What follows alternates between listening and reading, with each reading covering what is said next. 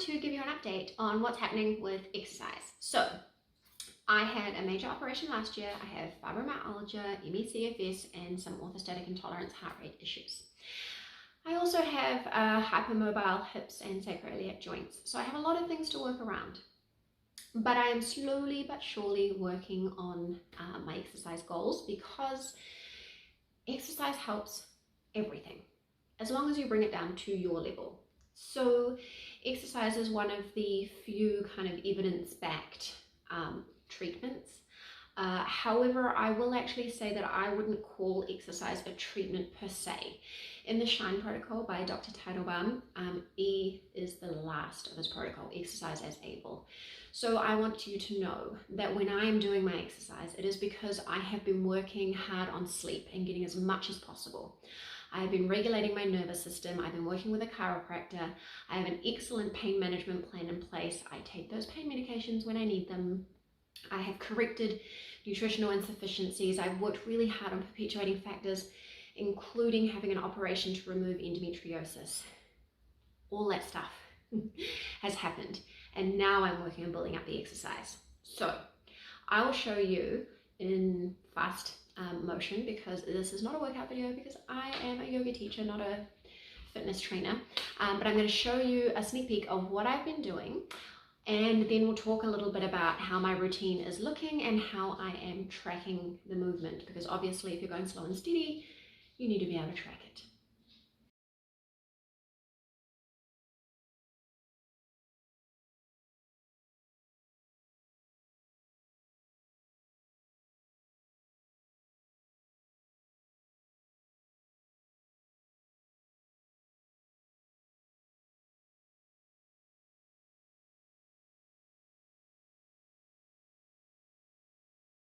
Okay, so that was my tiny workout.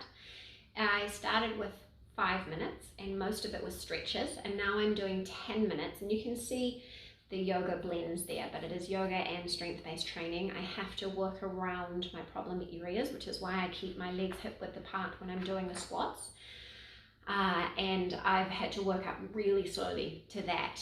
So what I'm doing is strength-based training every second day. And then on the alternating days, I'm doing a gentle walk. It's around 15 to 20 minutes, but what I'm trying to do is keep my heart rate into the zone 2 aerobic zone, because I've noticed that doesn't leave me with burning legs or additional fatigue.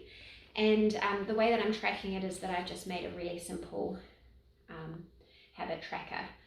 This is one of 2 that's available in a set, which you can find below for sale in my shop. But I write down my current routine, and then each day I put the day, the details. So for example, Monday strength training, and then tick it off. And then it's a week each, and then you can kind of adjust. So at the end of the week, I take note, do I feel like I could add a little bit here or there? Do I think I did it wrong? Because one thing I'm not very good at is keeping it slow and methodical. Quite often I do all the things myself, and then I look back, take those lessons, and then I'm able to distill them down into lessons for you. So I don't get the benefit of my hard-earned learning. So that's what I'm doing at the moment. I'm trying to gently build strength, because as a woman who's had a hysterectomy, who has chronic issues, who is trying to keep up with 4 kids, who's going to move into her 40s in the not too distant future, I know the best thing I can give myself is strong muscles. Strong muscles support your body, and so I want to do it in a way that is sustainable and enjoyable, which is why you see a bit of a blend of Pilates, yoga, strength-based, whatever. I mush it all together because I have a big history. I think yoga is wonderful because you can start where you are, which means on the bed. I literally started on the bed after my operation. But I don't want to turn this into like a lecture about exercise. I just wanted to share an update of where I'm at and how I'm tracking it, because it's one thing to say go slowly and methodically, but it's another thing to actually figure out how to do it. So start low, find where you think you are, probably reduce that a little bit, and then just plod away at it methodically. I literally did start at 5 minutes, and now after months I've moved to 10 minutes.